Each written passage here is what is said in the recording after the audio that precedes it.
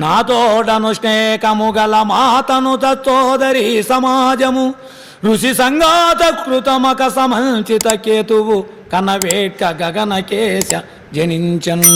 అరియుందాక దేవ మహాచర్యకరంబై గుణత్రయాత్మకంబగు ప్రపంచంబు భవదీయ మాయా వినిర్మితంబగుటం చేసి నీకు ఆశ్చర్యకరంబుగాదు అయినను భవదీయ తత్వం బెరుంగజాలక కామిని స్వభావంబు కలిగి కృపనురాలనైన మదీయ జన్మభూమి కనుంగొన ఇచ్చగించి తినని వెండియు ఇట్లనియే.